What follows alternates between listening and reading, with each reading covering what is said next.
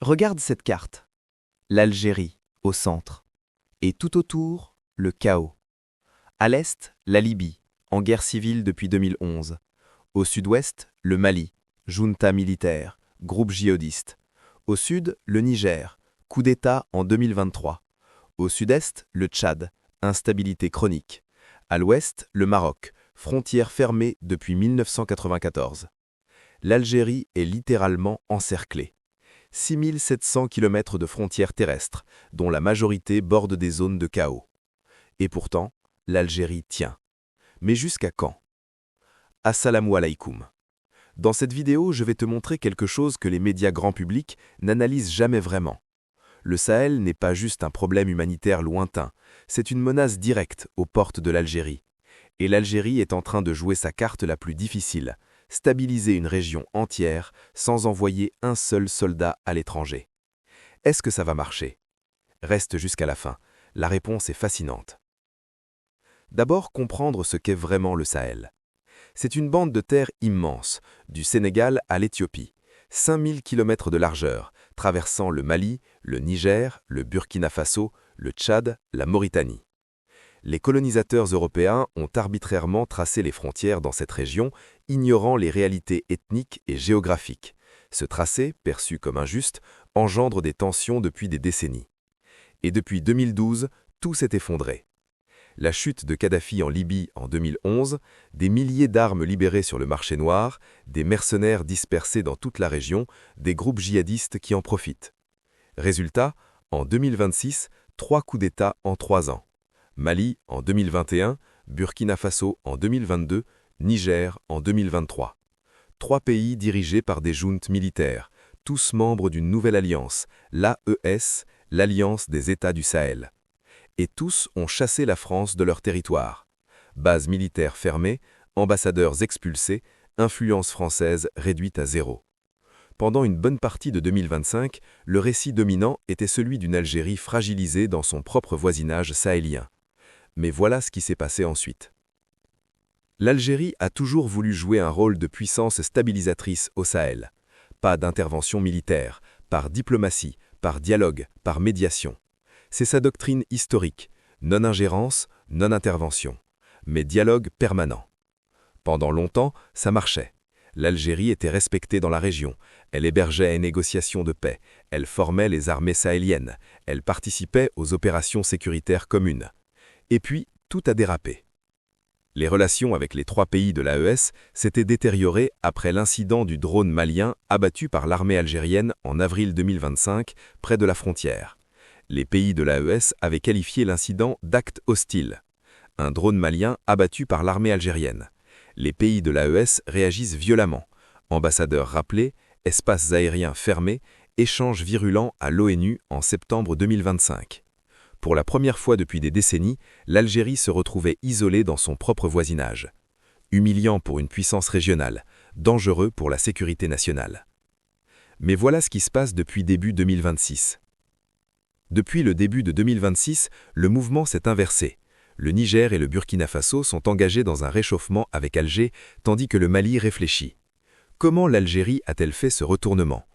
Pas avec des tanks, pas avec des menaces, avec de l'argent et des projets concrets. Alger a annoncé un programme de 50 milliards de francs CFA destiné à moderniser les infrastructures minières et énergétiques du Burkina Faso. Au Niger, Alger a fait don d'une centrale électrique de 40 MW, un geste significatif à l'endroit d'un pays qui dépend de plus de 70% des importations d'électricité nigériennes. Une centrale électrique offerte au Niger, 50 milliards de francs CFA pour le Burkina Faso. Des accords dans les mines, l'énergie, la santé, la formation. Et le résultat est immédiat. Dès le 12 février, l'ambassadeur nigérian a repris ses fonctions à Alger, tandis que son homologue algérien a reçu l'instruction de regagner Niamey. La visite d'État du président Tiani à Alger, les 15 et 16 février, a scellé ce rapprochement. Le Niger revient dans le giron algérien. Le Burkina Faso suit. Seul le Mali hésite encore. Est-ce que tu penses que l'Algérie peut vraiment stabiliser le Sahel? Oui ou non, en commentaire maintenant. Abonne-toi, parce que la suite de cette analyse va te montrer les vrais dangers cachés. Voilà les 5 menaces concrètes que le chaos sahélien fait peser sur l'Algérie. Première menace, le terrorisme aux frontières. L'Algérie compte 6400 km de frontières terrestres, notamment avec des pays en situation d'instabilité et connaissant un risque terroriste élevé, comme la Libye, le Mali et le Niger. Malgré un dispositif sécuritaire important, les frontières ne sont pas étanches. AQMI et Daesh sont toujours présents dans la région. Des terroristes regroupés dans le sud libyen seraient acheminés vers le Niger ou le Tchad avant d'atteindre la zone des 3 frontières. Le Sahel est en train de devenir un épicentre de la menace terroriste mondiale, et l'Algérie est en première ligne. Deuxième menace, l'immigration massive. Avec plus de 6700 km de frontières terrestres, l'Algérie fait face dans son grand sud à un dilemme qu'aucune décision militaire ne peut trancher. Des millions de personnes fuient le chaos sahélien. Beaucoup passent par l'Algérie, direction la Méditerranée, l'Europe. Cela crée des tensions sociales dans le sud algérien et des pressions diplomatiques de l'Europe qui veut qu'Alger contrôle ces flux. Troisième menace, l'économie des frontières qui s'effondre. Pour les familles frontalières, la rupture prend une dimension encore plus personnelle. Elle brise les réseaux de solidarité traditionnels et met en péril des équilibres économiques construits sur des générations. Des communautés entières du sud algérien vivaient du commerce transfrontalier. Avec le Mali, le Niger, la Libye, tout ça s'est effondré. Des camionneurs sans travail, des commerçants ruinés, des familles divisées par des frontières militarisées. Quatrième menace, la concurrence du Maroc. Ces démarches visent également à préserver l'influence régionale d'Alger face aux initiatives marocaines. Rabat promeut l'initiative atlantique, destinée à offrir aux pays sahéliens enclavés un accès à l'océan, ainsi que le gazoduc Nigeria-Maroc, présenté comme une alternative au projet transsaharien soutenu par l'Algérie. Pendant qu'Alger tente de stabiliser le Sahel, le Maroc essaie de prendre de l'influence. Gazoduc concurrent, accès à l'Atlantique, diplomatie économique agressive. C'est une bataille d'influence totale, et le Sahel est leur terrain principal. Cinquième menace, le budget militaire record. Pour 2026, l'Algérie a adopté un budget militaire record d'environ 25 milliards de dollars, soit près de 20% du budget national, et le niveau le plus élevé de son histoire. En 3 ans, les crédits alloués à la défense ont progressé d'environ 30%. 25 milliards de dollars pour la défense, 20% du budget national total. C'est colossal. Et c'est toi qui finances ça, à travers les recettes pétrolières et gazières. Est-ce que cet argent est bien utilisé ou est-ce qu'il serait mieux investi dans les hôpitaux et les écoles? L'Algérie a une doctrine claire au Sahel. Pas d'intervention militaire directe, pas de troupes envoyées à l'étranger, mais engagement économique et diplomatique massif. C'est une reconquête par les actes, un mémorandum ici, une phalangie là, une mission ministérielle, une relance bilatérale ciblée. C'est intelligent et relativement efficace, mais voilà la limite de cette approche. La diplomatie économique fonctionne quand les interlocuteurs sont stables, quand les gouvernements durent, quand les accords signés sont respectés. Dans un Sahel où les juntes militaires peuvent être renversées du jour au lendemain, les accords d'aujourd'hui peuvent devenir du papier sans valeur demain. Et voilà ce que personne ne dit clairement. Le gazoduc transsaharien, 13 milliards de dollars, passe par le Niger et le Mali, 2 des pays les plus instables du monde en ce moment. Le gazoduc transsaharien reste un projet structurant, mais freiné par l'instabilité et les incertitudes politiques.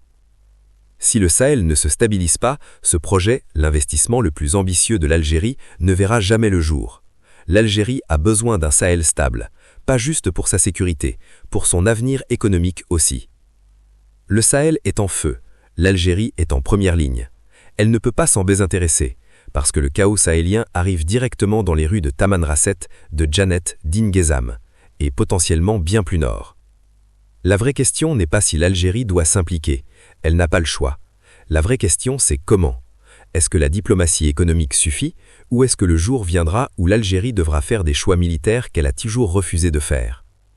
Dis-moi en un mot ce que tu penses de la stratégie algérienne au Sahel. Bonne, insuffisante, dangereuse?